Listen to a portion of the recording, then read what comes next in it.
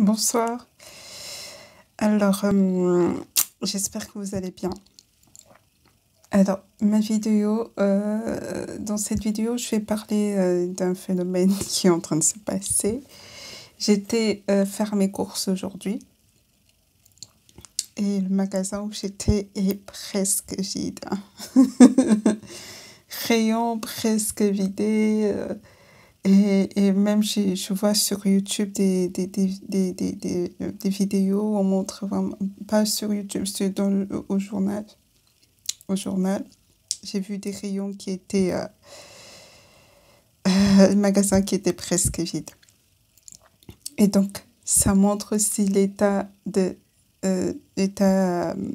mental de certaines personnes qui paniquent face au coronavirus, face au manque de nourriture. Et donc, moi, j'ai eu à manquer de nourriture dans ma vie,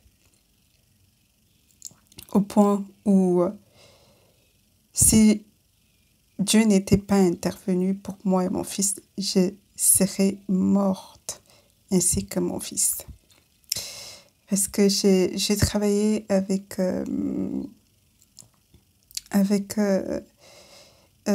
des servants de Dieu et j'avais démissionné de leur entreprise. Et j'ai eu,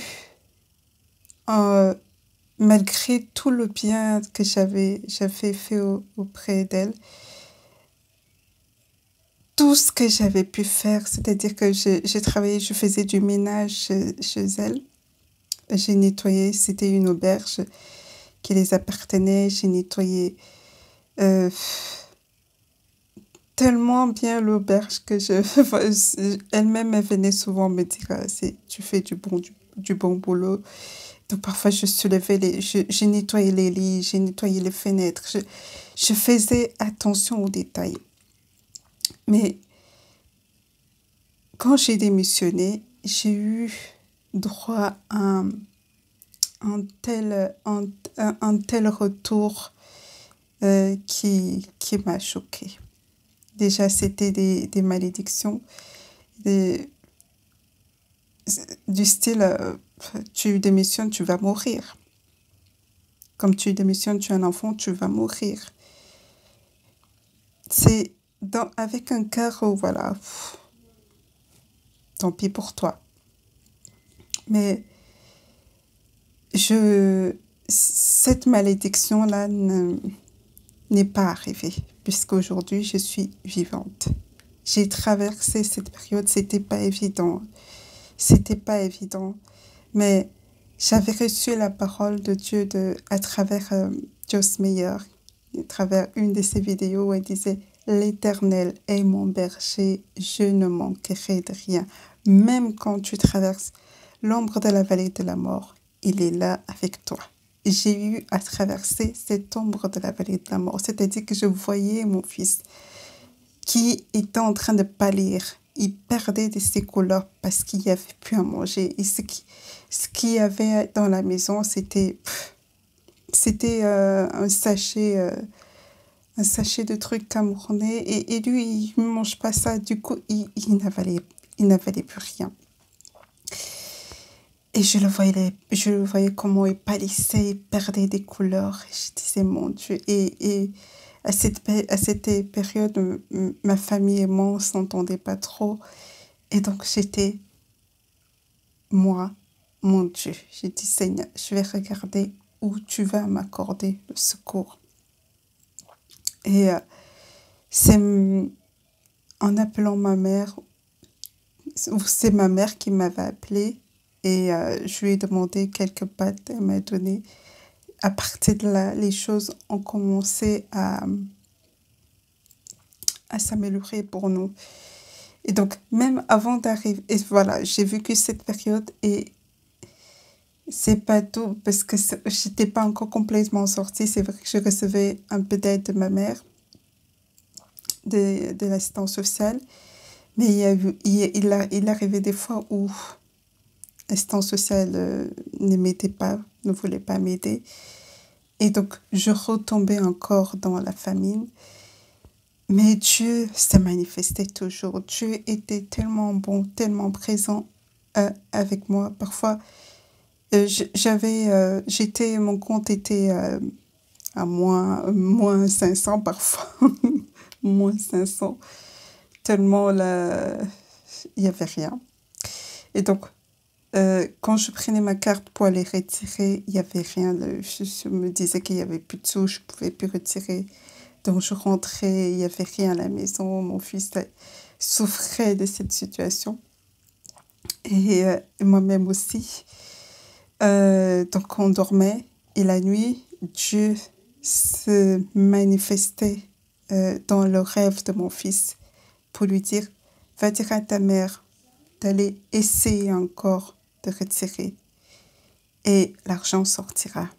Mon fils, ce matin, il venait me dire, mais Seigneur, j'ai vu un rêve où tu allais essayer et l'argent sortait. Je dis, non, c'est pas possible parce que j'ai essayé hier.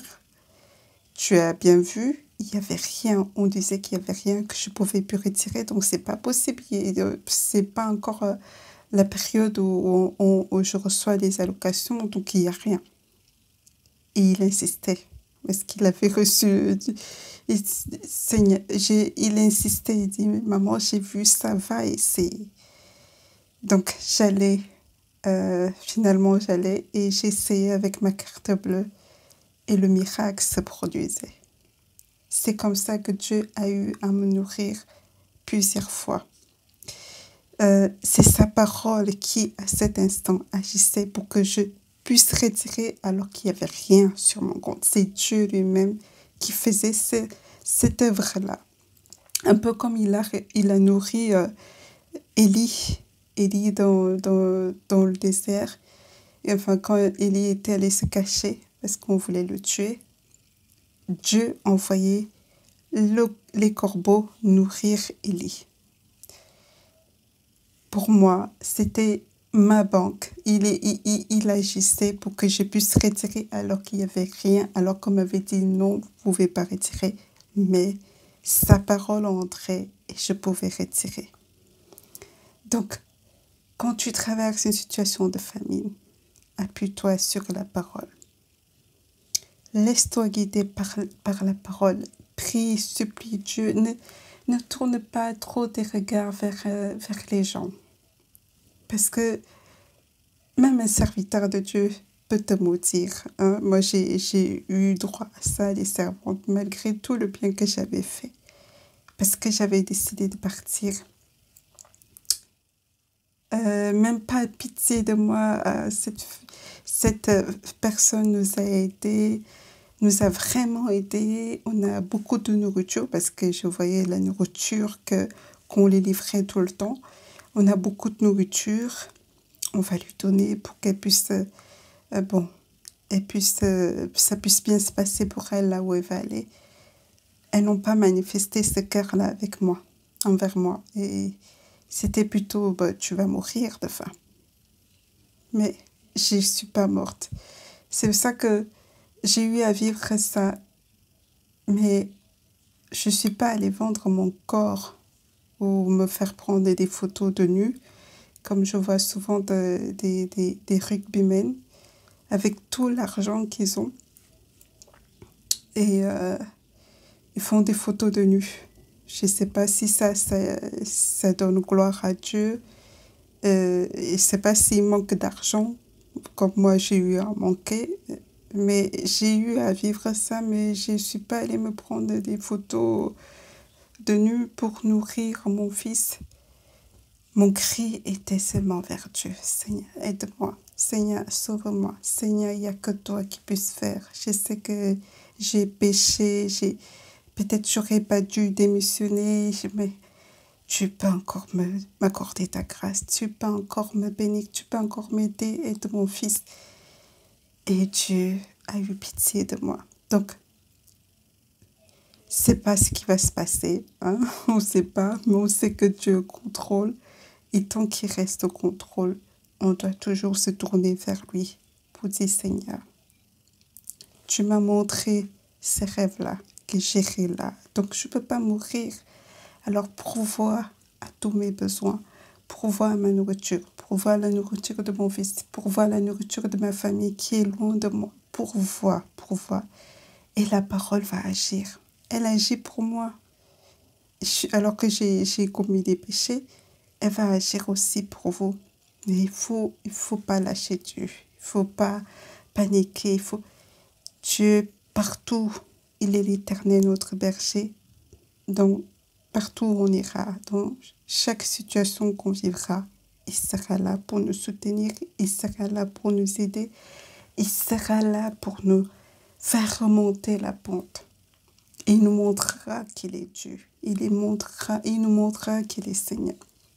Donc, cette vidéo, j'espère qu'à travers, vous allez partager, ou déjà, ça va aider beaucoup tous ceux qui sont en train de paniquer, il n'y a plus de nourriture, comment on va faire. Dieu nourrit les oiseaux du ciel. Il les nourrit.